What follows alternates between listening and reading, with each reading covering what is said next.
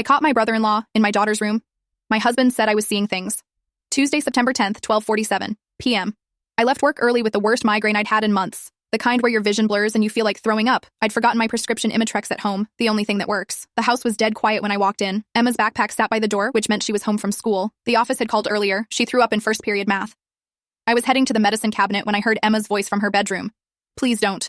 Not loud, not screaming, just quiet, scared. I pushed open her door. Mike was stepping back from Emma's bed, fast, like I'd caught him doing something. My 11-year-old daughter was pressed against the headboard, her school uniform wrinkled, the Peter Pan collar twisted. She wouldn't look at me. Oh, Sarah. Mike's face was red, sweating. Emma was feeling sick. I was just checking on her. Emma pulled her blanket up to her chin even though she was fully dressed. Her hands were shaking. Get out, I told him. He left too quickly, mumbling something about needing groceries anyway. His footsteps practically ran down the stairs. Baby, what happened? Emma shook her head, wouldn't talk, wouldn't look at me, just kept shaking her head. At 6:30, Tom came home from the insurance office. I waited until Emma was in the shower to tell him. Mike was in Emma's room, on her bed. She was scared, Tom. She said, please don't. He barely looked up from his phone. Mike told me she threw up on her uniform. He was helping. She was terrified. She was probably embarrassed about throwing up. He scrolled through emails. You're making this weird. He was on her bed. So? He's family. That night, Emma asked to sleep in our bed. Tom got annoyed. She's too old for this. He made her go back to her room. At 2 a.m., I found her sleeping on the bathroom floor with a towel as a pillow. See? Tom said. She's sick, not scared. The next morning, Mike made Emma pancakes like nothing happened. She picked at them, wouldn't eat. Tom's mother, Janet, called. She was coming for dinner. She lives 3 blocks away, drops by constantly to check on her boys. At dinner, I tried again, carefully. I'm concerned about Mike being alone with Emma. Janet's fork clattered on her plate. Mike's been through enough. Her voice went cold. The divorce. Losing his job. He loves Emma like his own daughter. Mike looked wounded. I'm hurt Sarah thinks that way. Tom backed his mother. Sarah's been stressed at work. Emma asked to be excused. She'd barely touched her food. I followed her to the bathroom. That's when I saw them. Small bruises on her upper arm, fingerprint shaped. Did Mike grab you? She started crying. Not loud, just tears rolling down. I can't tell. He said I can't tell. My stomach dropped through the floor. That night, I couldn't sleep. Tom snored beside me while I searched on my phone, typed signs of child abuse. Deleted the history immediately. What would I tell the police? That my brother-in-law was in my daughter's room? That she had some bruises? Tom would contradict everything. Say I was hysterical. My friend Melissa lost custody when her ex convinced the judge she was unstable. I searched nanny cams legal in own home. Found one on Amazon. $46.99. Could ship to my work address. Arrives Thursday. I whispered to Tom's sleeping form, you should believe me. He didn't stir. I got up to check on Emma. Her bedroom door was locked from the inside. She'd never locked her door before. Not once in 11 years. My daughter locked her door for the first time in her life. My husband thinks I'm paranoid. I have 2 days until that camera arrives, and Mike knows I'm watching him now. Thursday morning, the package arrived at the dental office. I signed for it with shaking hands. Dr. Martinez asked if I was okay. Just a headache, I told him. The camera was smaller than I expected. Looked exactly like a phone charger. $46.99. The only one I could afford without Tom noticing. The reviews said the video quality wasn't great, but it would work. I drove home during lunch. The house was empty. Mike at his job interviews that never seemed to produce anything. Tom at work. Emma at school. I had maybe 30 minutes. Emma's room smelled like vanilla body spray and fear. That's not a smell I know, but I swear I could smell it. Her bed was still unmade from this morning when she'd wrapped herself in every blanket she owned. I plugged the camera into the outlet across from her bed. Downloaded the app on my phone. My hands fumbled with a password 3 times before I got it right. The feed came through, grainy, but I could see the bed, the door, most of the room. Good enough. Friday, nothing happened. Mike didn't even go upstairs. I watched that app like my life depended on it, checking every few minutes at work. Dr. Martinez asked twice if I needed to go home. I couldn't afford to miss work. Saturday morning, I had to get groceries. Tom insisted I go. Said we were out of everything and Mike needed his special protein powder for his workout routine. I'd never seen him work out once in 3 months. I was in the Kroger parking lot loading bags when my phone buzzed. Motion detected. I dropped the eggs. Didn't even care. Sat right there in my car and opened the app. Mike was in Emma's room, sitting on her bed. Emma was pressed against her headboard, knees pulled up. The audio was fuzzy, but I could hear his voice. Couldn't make out words. He reached out and touched her hair. She flinched, pulled away. He sat there for another minute, just staring at her, then got up and left. 2 minutes. That's all it was. But I saved that video 3 times, uploaded it to my Google Photos, emailed it to myself. That evening, I showed Tom. We were in our bedroom, door closed. Emma downstairs doing homework. Or pretending to. Look at this. I handed him my phone. He watched. His face didn't change. This? This is nothing. He touched her hair. So? I touched my niece's hair. He handed the phone back. You're seeing what you want to see. She was scared, Tom. Look at how she's pressed against. The video quality is shit. I can barely see anything. His voice got that edge, the one that meant the conversation was over. You need to remove that camera. No. It's creepy, Sarah. You're filming my brother without consent. In my daughter's room. Our daughter. And he lives here. He has rights. Rights to what? To make her uncomfortable? Tom stood up. Remove the camera, or I will. No. That was our first real fight about it, not our last. Monday morning, my phone rang at work. Mrs. Chen, the school counselor. Mrs. Patterson, I'm calling about Emma. She was found crying in the bathroom during second period. She won't tell us what's wrong. My stomach clenched. I'll come get her. That's not necessary. But I'd like to schedule a meeting. Can you and your husband come in? Tom was in the car when I called him. I put it on speaker. Mistake. It's probably just preteen hormones, he said, loud enough for Mrs. Chen to hear. Girls that age, you know. Mrs. Chen suggested Wednesday after school. Tom insisted on attending. The meeting was a disaster from the start. Emma sat between us in Mrs. Chen's office, looking at her hands. The walls had motivational posters about feelings and communication. I wanted to rip them down. Emma, is something bothering you at home? Mrs. Chen asked gently. Emma looked at Tom, then down. No. Tom jumped in before I could speak. Her mom's been anxious lately. It's creating tension at home. I see. Mrs. Chen made notes. How long has this been going on? Few weeks, Tom said. Since my brother moved in. Sarah's had trouble adjusting to the change. I opened my mouth. Tom's hand found my knee, squeezed. A warning. Mrs. Chen looked at me. Change can be difficult for the whole family. She handed us pamphlets. Navigating preteen emotions. When parents hover too much. Family communication strategies. In the parking lot, Tom turned on me. You're making Emma weird. I'm protecting her. From what? From your paranoia? He got in his car. Stop this before you damage her permanently. That night, Emma came to my room while Tom watched TV downstairs. Mom, I need help with homework. Our code. Something happened. But Tom was right there, walking in. What subject? Math, Emma said quickly. Let me help. He sat down. Your mom was never good at math. Emma looked at me. I couldn't do anything. The next week, Mike got bolder. He knew about the camera. I'm sure Tom told him, but he didn't care. He'd position himself just out of view. I'd catch fragments, his hand on the doorframe, Emma's feet backing away, his shadow falling across her bed. Tom started checking everything. Tuesday. Sarah, why does the credit card show $46 at Electronics Plus? Phone charger. Mine broke. He looked at me too long. Show me. I pulled out an old charger from my drawer. Thank God I'd kept it. Wednesday. You've been on the computer a lot. Work stuff. He started checking the browser history daily. Every single night after dinner, he'd open the laptop and scroll through. I started using the library computers on lunch breaks, searched for lawyers. Initial consultation, $300. Retainer, $2,500 minimum. Money I didn't have. Money he'd noticed missing immediately. Emma changed. Stopped going to the living room if Mike was there. Started eating dinner in 4 minutes flat, then escaping to her room. Her grades fell off a cliff. A's became B's became C's. Thursday, her teacher emailed. Tom responded without telling me. I only found out because I saw his sent folder when he left his email open. Thank you for your concern about Emma. We're aware of the issue. Family stress. We're handling it. Handling it. Emma stopped talking almost entirely. Yes. Number. I don't know. May I be excused? Friday night, I was doing laundry. Reached into the hamper for Emma's clothes. Her underwear had blood on it. Not period blood. Emma's only 11. Hasn't started yet. This was different. Small spots, like something had torn. My hands shook so hard I dropped the basket.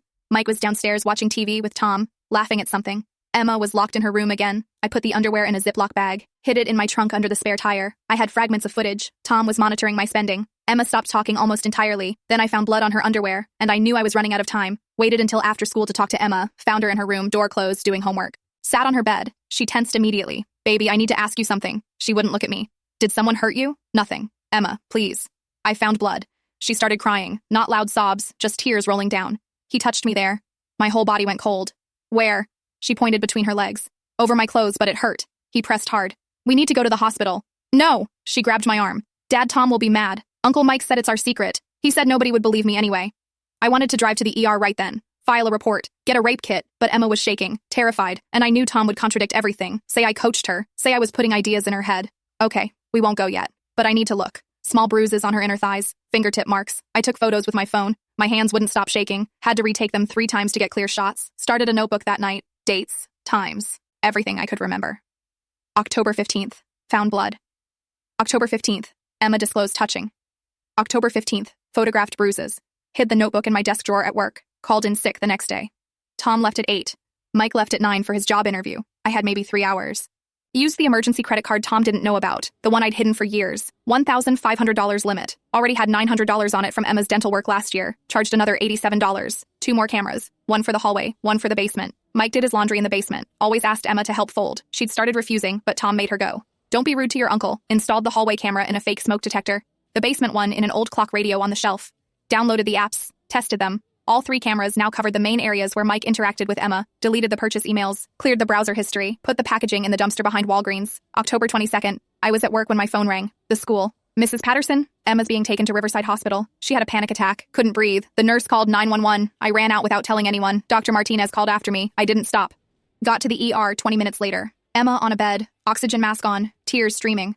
I held her hand. She squeezed so tight it hurt. Tom arrived 15 minutes after me, took control immediately. The doctor came in, young, tired. Panic attack. We see this in preteens. Any recent stressors? Tom answered before I could. Her mother's been paranoid lately, creating anxiety in our daughter. That's not. She installed cameras in our house. Thinks everyone's dangerous. The doctor looked at me differently then, made notes on his tablet. Any other concerns? He asked Emma. Emma looked at Tom, then at me, then down. Said nothing. A social worker arrived. Standard protocol, she said. Brunette, glasses, looked kind, Sarah hoped. I'd like to talk to Emma alone, she said. We have no secrets in our family, Tom said, smiled that insurance salesman smile. We can all talk together. I tried. Maybe Emma would be more comfortable. My wife lost her first husband traumatically. Car accident. She sees danger everywhere now. I'm trying to get her help. The social worker's face softened, looked at me with sympathy. The wrong kind. Have you considered counseling, Mrs. Patterson? For Emma, for yourself. Anxiety can be contagious in families. Tom nodded. That's what I've been saying. The social worker focused on Tom then. He was the reasonable one, the stable parent. Family therapy might help. I have some referrals. I tried once more. Could I speak to you privately? Tom's hand on my shoulder. Firm. Sarah, what would you need to say privately? We're a team. The social worker noticed my agitation, made more notes, recommended I get individual therapy, gave me a card for someone who specialized in adjustment disorders. They discharged Emma 3 hours later. Diagnosis, anxiety disorder. Recommendation, family therapy, and consideration of anti-anxiety medication. That night, I installed a lock on Emma's door, just a simple slide bolt on the inside, so she could feel safe.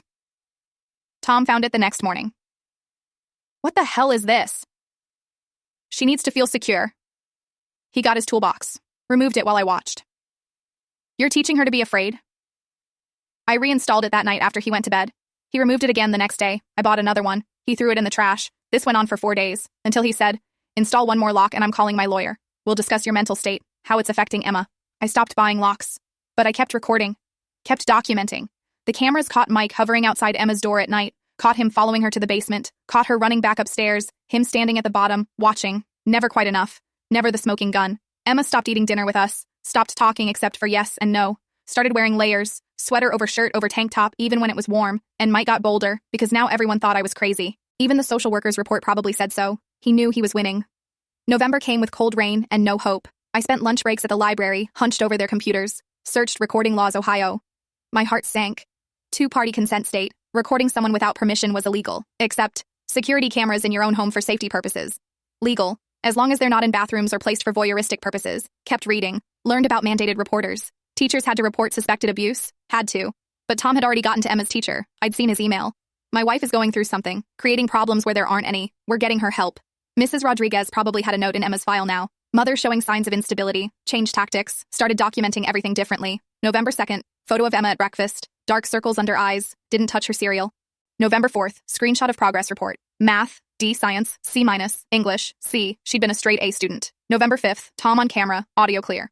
Sarah, you need to stop this obsession. Mike's done nothing wrong. Created a new Gmail account at the library, used a fake name, uploaded everything to Google Drive. 47 video clips now, 23 photos, 12 pages of typed notes with dates and times. Emma got worse every day, started wetting the bed. She's 11, hadn't done that since she was 5, refused to eat dinner with us, would grab an apple and run to her room. Tom called it teenage attitude. Emma had lost 8 pounds in 2 months. Her school uniform hung loose. November 7th, video call with my sister Kelly in Seattle. Emma walked through the background. Jesus, Sarah, Emma looks terrible. She's been sick. That's not sick. That's something else. Wanted to tell her everything. Couldn't. Tom was in the next room. I could come for Thanksgiving, Kelly offered. Haven't seen you guys in ages. Tom walked in then. Who's that? Kelly wants to visit for Thanksgiving. Tell her maybe next year, just family this year. Kelly heard, saw my face. Sarah, are you okay? I'm fine.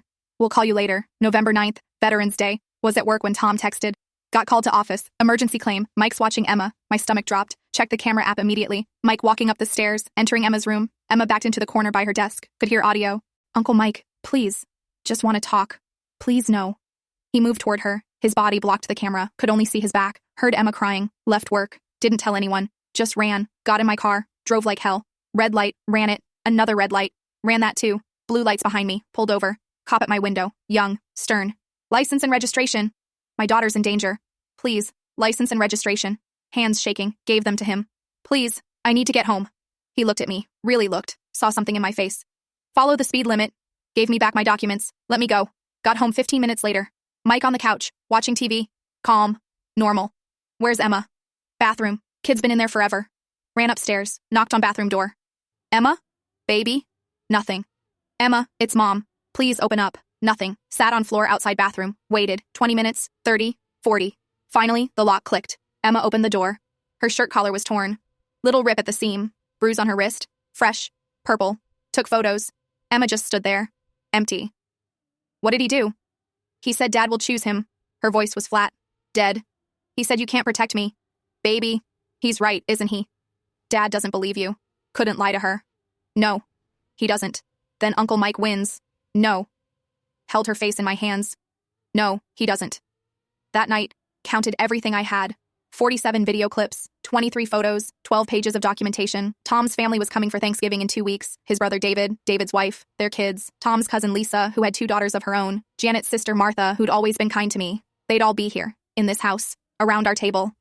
I looked at Emma sleeping, curled in a ball, whimpering in her dreams. Looked at the bruise on her wrist, the torn collar I'd hidden as evidence, the wet sheets I'd changed without saying anything. Tom snored beside me. Peaceful, untroubled. Mike was down the hall, safe, protected. I had 47 video clips, 23 photos, 12 pages of documentation. Tom's family was coming for Thanksgiving in 2 weeks. I was going to burn it all down. The week before Thanksgiving, I couldn't eat, couldn't sleep, couldn't afford a lawyer, called 3. Cheapest wanted $300 just to talk, $2,500 retainer to start.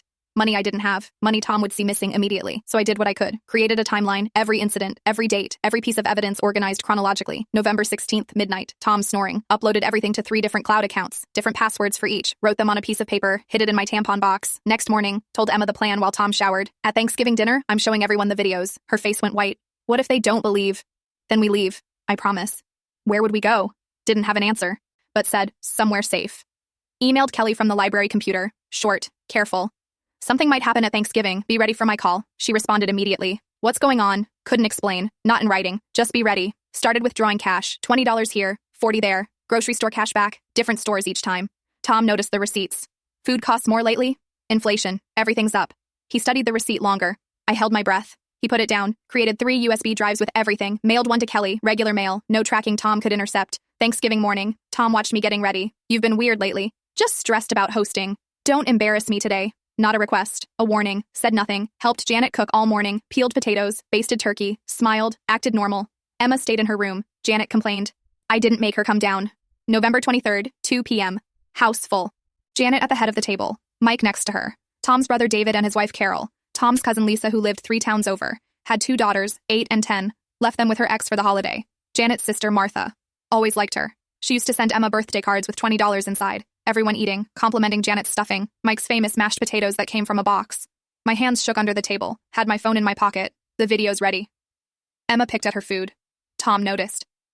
Emma, eat your grandmother's food.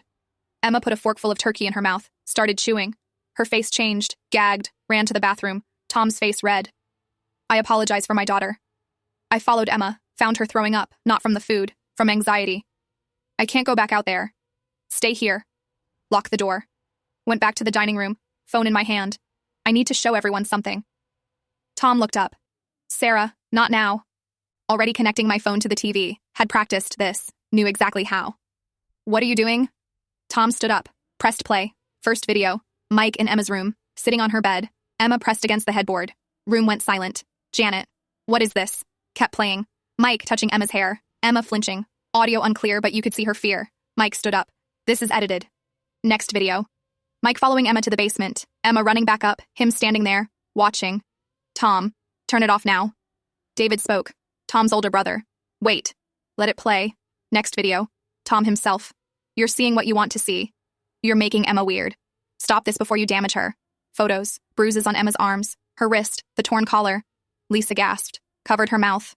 Martha turned to Janet. Did you know about this? Janet defensive. It's fake. She's sick. She's been unstable. More videos. Mike entering Emma's room at night. Emma's voice. Please don't. Please, Uncle Mike. No. Lisa stood up. I'm calling the police. Tom grabbed her phone. You're not calling anyone. David stepped between them, bigger than Tom. Yes, she is. Mike tried to leave. David blocked him. Sit down. This is bullshit. She's crazy. Martha had her phone out, dialing. Janet crying. You're destroying our family. No, I said. Mike did that. Tom turned on me. Get out. Get out of my house. Already packed. Had 2 bags in my car. Emma's and mine. Packed that morning while Tom showered. David's wife Carol spoke for the first time. She's not going anywhere. You are, Tom laughed, bitter. This is my house. And she's got evidence of child abuse happening in it, David said. The police will sort out who stays.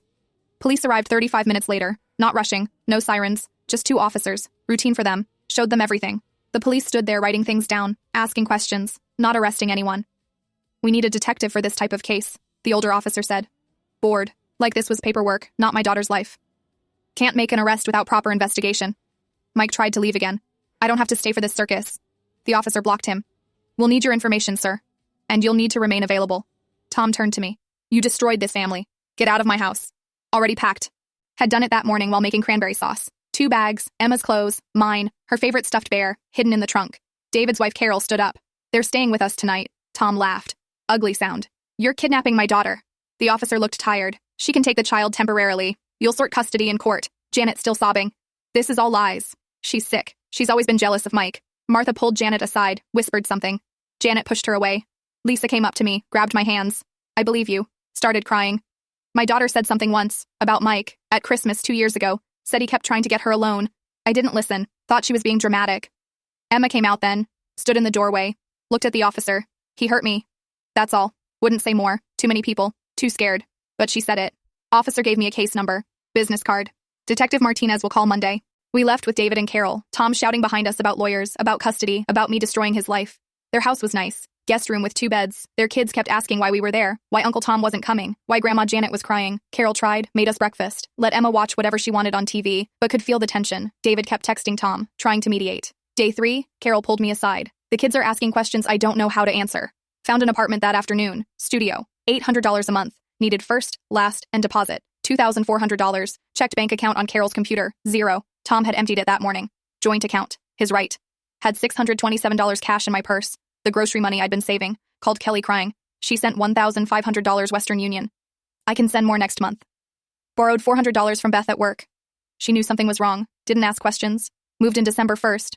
Air mattress on the floor. Emma's clothes in garbage bags. Mini fridge from Goodwill that made weird noises.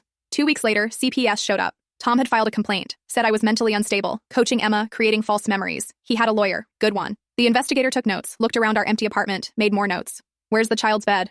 Ordered one. Arrives next week. Couldn't afford it yet, but lied. Mike's still living in my house. Our house. Whatever. Not arrested. Detective Martinez said, insufficient evidence for immediate charges. But the videos could be interpreted different ways. Need more investigation. Got Emma into therapy through victim services. Free, but only twice a month. 45-minute sessions. Not enough. She still wet the bed. Every night. Bought pull-ups. She cried putting them on. 11 years old in diapers. Stopped eating. Lost 3 more pounds. School called. Grades now D's and F's. Suggested holding her back a year. 3 months later. Custody hearing.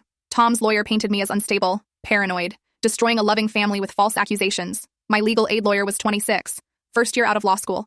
Judge gave Tom supervised visitation. Every other weekend. I got primary custody. But had to pay child support. Tom kept the house. Made more money. Algorithm said I owed him $340 a month. Criminal case still under investigation. Mike's lawyer calling the videos ambiguous. Could be innocent interactions misinterpreted by a troubled woman. Family divided. David believed me, but couldn't say it publicly. Would hurt his business relationship with Tom. Lisa believed me, called sometimes, cried, apologized, didn't actually help. Janet sent letters, thick envelopes, could feel the hate through the paper, threw them away unopened. Martha sent one card. I'm sorry this happened. That's all. Nothing else. Tom posted on Facebook. Going through a difficult divorce. Some people will say anything to hurt you. Grateful for family support. 87 likes. Dozens of comments about what a good father he was. 6 months now. Mike hasn't been charged. Probably won't be. Tom has Emma every other weekend. Supervisor sits in the corner playing on her phone while he tells Emma I'm sick, that I need help, that I'm confused about what's real. I work 50 hours a week. Dental office during days, cleaning offices at night, $1,400 for rent and utilities, $450 for therapy not covered by victim services, $340 for child support, $200 for food, never enough. Emma still sleeps with the light on, still flinches when men get too close, still asks if Uncle Mike will come back. But last week she laughed, watching some stupid show about penguins, real laugh, not the fake one she'd been doing. First time since September. I recorded it on my phone. 23 seconds of my daughter laughing at penguins falling over, this time, for a different reason.